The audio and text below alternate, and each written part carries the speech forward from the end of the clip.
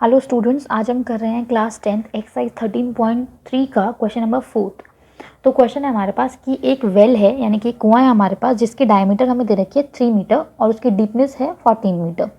इन्होंने कहा कि जब हमने कुएं को खोदा तो उसमें से जो मिट्टी निकाली गई वो मिट्टी उसके बाहर इस तरीके से एक सर्कुलर रिंग बनाते हुए उन्होंने वो मिट्टी बाहर ही डाल दी उसकी। ठीक है, find the height of the embankment. अब देखो इसको हम इस तरीके से समझ लेते हैं, जैसे ये हमारा कुआं हो गया। ठीक है, ये हमारा कुआं है। हमने क्या किया, इस कुएं में से मिट्टी, जब इस कुएं को खोदा तो इसमें से मिट्टी निकाली और मिट्टी निकालने के बाद इस तरीके से जैसे कुएं के बाहर होता है ना, इस तरीके का शेप होती है एम्बैंकमेंट, इस तरीके का बना दिया। मान लो यहाँ तक हमारी लैंड है, इससे नीचे खोदा होगा तो यहाँ पे हमारा इस तरीके से एम्बैंकमेंट बना दिया। हमें उस एम्बैंकमेंट की हाइट बतानी है। तो इसको हम ऐसा समझ लेते हैं, देखो जो अंदर वाला हमारा ये सिलेंडर है जो बेसिकली एक वेल है यहाँ पे, उसकी हमें क्या दे रखी है, हमें उसकी हाइट भी दे रखी है और हमें उसकी डायमीटर भी दे रखी है। तो डायमीटर दे रखी है हमें 3 मीटर, तो ये तो यहाँ से लेके यहाँ तक 3 हो जाएगा। ठीक है, और हमें इसकी डीपनेस कितनी दे रखी है, 14 मीटर, इसकी ये डीप है 14 मीटर। अब हमें इसका डायमेंशंस पता है बेसिकली कि डायमीटर क्या है और इसका हाइट क्या है, ये हमें पता है। अब इसमें से जो मिट्टी निकली, कितनी मिट्टी निकलेगी इसमें से, जितना इसका वॉल्यूम होगा। तो इसके वॉल्यूम को फाइंड करके हम ये निकाल सकते हैं कि इसके अंदर से कितनी मिट्टी निकली होगी। जितनी मिट्टी निकली होगी उतनी ही मिट्टी का हमने क्या बनाया, एम्बैंकमेंट बनाया है। तो volume of cylinder is equal to क्या होगा, वॉल्यूम ऑफ एम्बैंकमेंट, है ना। अब इसमें क्या केस है, अब मैं अगर इसका टॉप व्यू दूं तो इस तरीके का फिगर बनेगा। ये हमारा वेल है और इसके बाहर ये हमारा एम्बैंकमेंट वाला पार्ट है इस तरीके से। ठीक है, तो ये जो वेल है ये क्या है, 3 मीटर इसकी डायमीटर है, ये 3 मीटर डायमीटर है इसकी। अब इन्होंने क्या कहा था कि जो एम्बैंकमेंट की जो सर्कुलर रिंग बनाई है इन्होंने, उसकी विड्थ कितनी है, 4 मीटर। तो यहाँ से लेके यहाँ तक इसकी विड्थ हो जाएगी 4 मीटर इस तरीके से। वैसे यहाँ से भी कितना हो जाएगा, 4 मीटर। तो अगर मैं यहाँ से यहाँ तक टोटल बात करूँ कि यहाँ से पूरा यहाँ तक इधर तक कितना हो जाएगा टोटल, तो 4 3 4। ठीक है, ये हो गया हमारा 11 मीटर टोटल। यहाँ से लेके यहाँ तक की अगर मैं विड्थ की बात करूँ या ब्रेथ की बात करूँ तो वो हमारी हो जाएगी 11 मीटर। ठीक है, अब हमें क्या करना है, हमें निकालना है एम्बैंकमेंट का वॉल्यूम। ध्यान देना, यहाँ पे एम्बैंकमेंट का वॉल्यूम निकालना है हमें। और एम्बैंकमेंट जो है वो कितना है हमारा, एम्बैंकमेंट वाला एरिया कितना है, सिर्फ ये वाला पार्ट जो ये सर्कुलर रिंग बन रही है, हमें ये फाइंड करना है इसका वॉल्यूम। ठीक है ना। अब हमें पता है हमें क्या करना है, वॉल्यूम ऑफ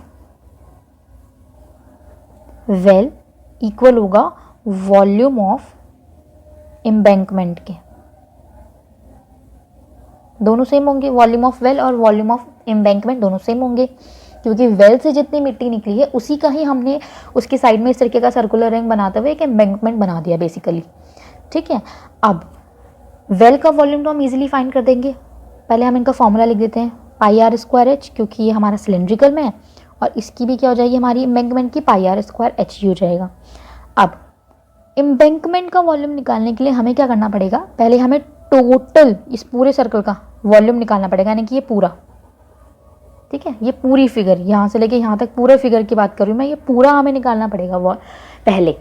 उसके बाद हमें क्या करना पड़ेगा, इसको माइनस करना पड़ेगा इतने वॉल्यूम को जो अंदर बचा है, जो हमारा वेल वाला पार्ट है, क्योंकि वो तो है ही नहीं, हमें तो सिर्फ एम्बैंकमेंट चाहिए। तो एम्बैंकमेंट के लिए पहले हमने टोटल का वॉल्यूम निकाल दिया, पूरा जो फिगर बन रहा है पूरा बाहर वाला रिंग। उसके बाद उसमें से हमने इस अंदर वाले पार्ट को हटा दिया, माइनस कर दिया हमने यहाँ से इसे। तो हमारे पास क्या बचेगा, हमारे पास सिर्फ एम्बैंकमेंट वाला पार्ट यानी कि ये वाला पार्ट ही बच जाएगा। ठीक है, अब तो वॉल्यूम ऑफ एम्बैंकमेंट निकालने का तरीका क्या है हमारे पास, वॉल्यूम ऑफ, ऐसे कर देते हैं, pi r square h is equal to हमारे पास हो जाएगा वॉल्यूम ऑफ एम्बैंकमेंट। अब एम्बैंकमेंट का वॉल्यूम निकालने के लिए हमें क्या करना था, हमें टोटल वॉल्यूम निकालना था, यानी कि ऐसे मान लेते हैं हम यहाँ से लेके जो यहाँ तक की डायमीटर हमारे पास होगी वो कितनी है, 11।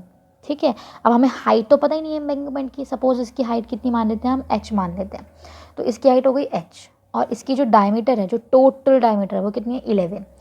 तो पाई 11/2 का स्क्वायर इंटू h माइनस इसका वॉल्यूम, किसका, वेल का वॉल्यूम। तो वेल का वॉल्यूम क्या हो जाएगा, पाई आर कितनी है वेल की हमारे पास, 3/2, तो 3/2 का स्क्वायर इंटू एच। अब मैंने यहाँ एच क्यों लिया, क्योंकि हमें यहीं तक का चाहिए, सिर्फ ये वाला पार्ट, ठीक है, पूरा नहीं माइनस कर सकते, हमें सिर्फ इतना पार्ट चाहिए।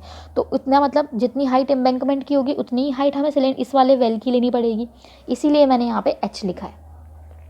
अब हम यहाँ पे भी वैल्यू पुट कर देते हैं, पाई आर की जगह हम लिख देते हैं 3/2 स्क्वायर एच की जगह हमारे पास वेल का हाइट है, तो वेल है हमारे पास 14 मीटर, तो इसकी वैल्यू हमने पुट कर दी। यहाँ से हम पाई कॉमन ले लेते हैं, ये हो जाएगा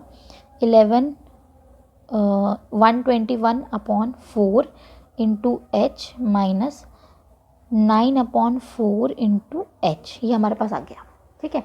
अब क्या बचा हमारे पास, पाई, ये हो जाएगा 9/पाई से तो पाई हम यहीं कैंसिल कर देते हैं, यहाँ बचेगा 9/4 into 14 is equal to H हम कॉमन ले लेते हैं, अंदर रिमेनिंग हो जाएगा 121/4 minus 9/4, 9 into 14/4 is equal to H. तो इस अगर हम इसको माइनस करें तो ये हमारे पास आ जाएगा 120 माइनस 8, तो 112/4 यह आ जाएगा हमारे पास। तो 4 से 4 हम कैंसिल कर सकते हैं, ठीक है। 3 अब हम इसे काट देते हैं 2, ये 7 सा और ये हो गया 56, 7 से कट कर देते हैं 8 सा, तो हमारे पास हाइट आ जाएगी 9/8, ठीक है। 9/8 मीटर में था हमारे पास सब कुछ, तो ये भी कितना आ जाएगा, मीटर में। तो this is the required height of embankment. आप चाहे तो इसे इतना ही छोड़ दो, या फिर हम इसे पॉइंट में भी लिख सकते हैं। तो पॉइंट में लिखने से हम 9 से 8 को डिवाइड कर देंगे, तो ये आ जाएगा हमारे पास 1.125 मीटर। तो या तो ये हो जाएगी हमारी हाइट, या फिर हम इतना भी इसको छोड़ सकते हैं।